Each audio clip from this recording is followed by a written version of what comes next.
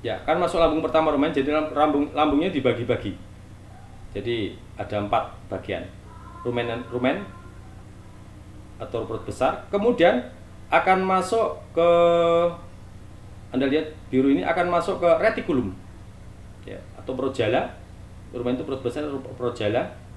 Kemudian dari retikulum akan balik ke esofagus, ke mulut, dikunyah lagi, kemudian setelah hasil kunyahan balik lagi dari mulut ke esofagus, masuk ke omasum atau perut buku.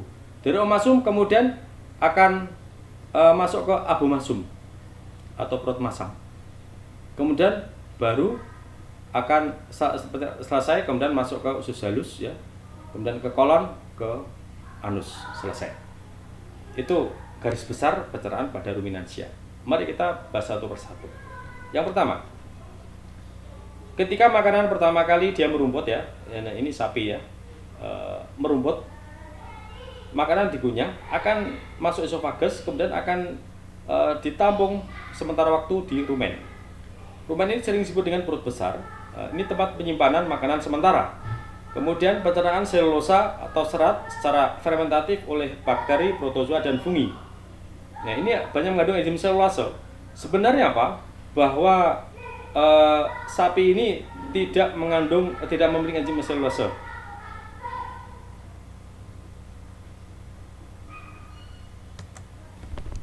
Oke, saya ulang. Pada rumen ini, jadi ada pencernaan yang bersifat fermentatif atau fermentatif, pencernaan yang menggunakan reaksi yang bersifat anaerob. Ini menggunakan enzim selulose, enzim yang digunakan untuk memecah selulosa. Selulosa itu banyak terbentuk dari apa? Dari glukosa dalam jumlah banyak. Jadi komponennya itu sangat mirip dengan amilem, cuma perbedaan bentuk rantainya. Ya, saya nggak akan berbicara tentang struktur rantai perbedaan ya. Tapi komponennya utama adalah glukosa bisa dirangkai gitu saja. Oke, secara fermentatif adalah pencernaan ini menggunakan reaksi anaerob, dan ini menggunakan enzim selulose. Enzimnya yang dipecah apa? Selulosa. Jadi apa? Menjadi glukosa dipecah itu. Oke, perlu dipahami bahwa sebenarnya hewan mammalia ini, herbivora ini, dia tidak memiliki enzim selulose. Dia selulosa itu berasal dari hasil simbiosis mutualisme antara bakteri, protozoa, dan fungi yang ada di dalam rumen tersebut, yang dia membantu proses pencernaan selulosa. Oke, seperti itu ya. Nah, proses fermentatif ini menghasilkan suatu gas namanya CH4 atau gas metan. Pada sapi itu paling banyak mengandung gas metan pada kotorannya. Maka pada sapi itu sebenarnya dapat dibuat untuk pengganti LPG karena mengandung gas metan ya. Jadi mudah terbakar pada kotoran sapi, dan itu bisa dibuat menggunakan reaktor khusus. Jadi Anda kalau ingin punya bisnis ya, peluang besar sebenarnya. Anda punya sapi sekian di kampung ya, orang-orang bekerja sama dengan orang di kampung, sapi kotoran dikumpulkan, kemudian Anda buat sebuah reaktor untuk digunakan membentuk gas LPG ya metannya, bisa itu menggunakan nanti akan dikasih bakteri ya di situ, nanti akan masukkan gas metan, kemudian diolah sekian rupa, nanti bisa digunakan untuk jaringan, masuk jaringan di setiap rumah dan menghasilkan gas metan ya, digunakan untuk masak ya, seperti LPG.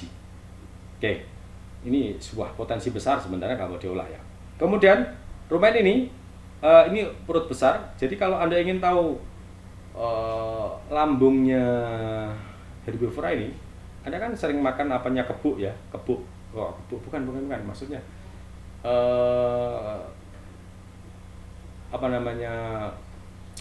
babat maksud saya. Anda makan soto babat ya, itu sebenarnya lambung dari herbivora ini ya, bisa sapi ya, bisa kambing ya. Oke. Kemudian dari rumen ini akan masuk ke, Anda lihat, akan masuk ke retikulum. Ini adalah lambung kedua. Retrum ini progela. Ini juga terjadi pencernaan selulosa secara fermentatif oleh bakteri protozoa dan dihasilkan oleh CH4. Jadi pada pertama rumen, kemudian retikulum. Dari rumen ini kemudian akan balik ke mulut lagi, dikunyah lagi makanan tadi. Kemudian setelah dikunyah selesai akan dikembalikan, akan masuk lagi, masuk kemana? Masuk ke dalam omasum. Di omasum lagi kembali lagi terjadi fermentasi, pencernaan secara fermentatif ya, menggunakan enzim selulose yang dihasilkan oleh mikroorganisme ini. Kemudian sebagai nutrien diabsorpsi dalam bentuk apa ini? Glukosa ya, dihasilkan CH4 juga.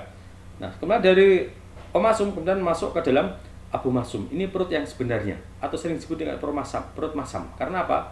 Ini pencernaan nutrisi secara enzimatis ya, dan juga dibantu oleh HCl sini. Ya, ini sering disebut sebagai perut sebenarnya abomasum ini. Dan atau sering disebut dengan lambung sejati. Ini kurang lambung sejat. Yang benar lambung sejati. Strukturnya seperti lambung non ruminansia. Ya, kalau yang lain, kalau non ruminansia nggak punya model yang ini, yang 1, 2, 3 nggak punya. Kalau non ruminansia memiliki yang bagian 4 ini.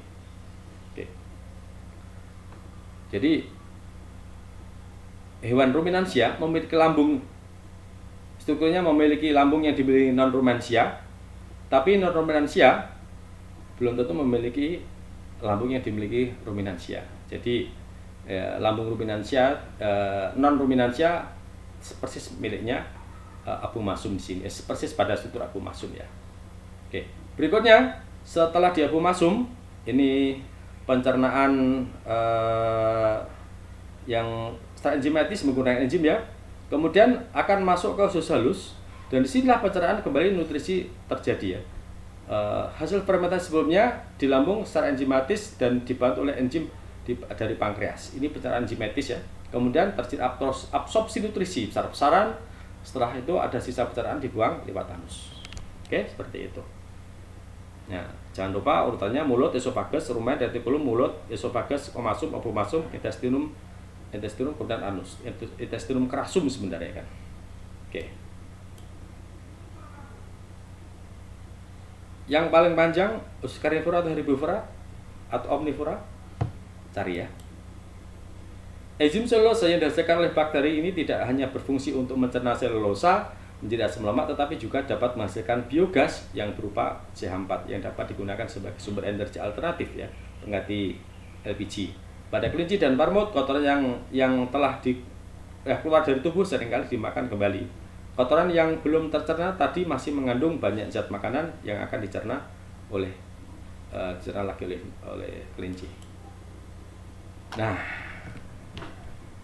oke, berikutnya ada dalam fisiologi. Ada istilah umur kita terletak di lingkar pinggang, waspadalah. Ini fisiologi ya, logika fisiologi. Jangan kemudian umur itu terletak di tangan Tuhan. Betul, benar seperti itu. Tapi kajiannya bukan masalah itu. Logika Allah menciptakan umur itu lewat proses biologis, hukum Allah yang hukum biologis, hukum kimia, biologi, dan hukum fisika yang Allah ciptakan pada makhluk hidup. Jadi nggak tiba-tiba proses takdir itu terjadi ya. Nah, jadi nggak tiba-tiba. Kalau Anda sekarang misal suka mabuk-mabukan, ya ada punya risiko kena hepatitis cepat, umur nggak begitu panjang. Tapi kalau Anda tidak mabuk-mabukan, menjaga tubuh, punya probabilitas umur lebih panjang lagi. Kalau Anda mabuk-mabukan, ya umur lebih pendek, mungkin kena hepatitis, mudah terkena hepatitis ya. Itu contoh logikanya seperti itu. Jadi Allah membuat takdir itu nggak tiba-tiba, semuanya lewat proses ya. Lewat proses ya. Kun fayakun lewat proses, nggak tiba-tiba. Disinilah Allah suruh kita mempelajari la'allakum tatafakkarun, bagaimana proses terjadi. Nggak cara tiba-tiba begitu saja, nggak seperti tukang sulap ya. Jadi Allah membuat proses ya. Setiap produk ada proses, itu fakta alam yang Allah ciptakan di muka bumi ini, di alam semesta bahkan. Oke, umur kita terletak di lingkar pinggang, waspadalah. Oke, bagi Anda yang punya yang gendut ya, tubuhnya sudah gendut, kemudian perutnya besar, waspada. Kita lihat sekarang.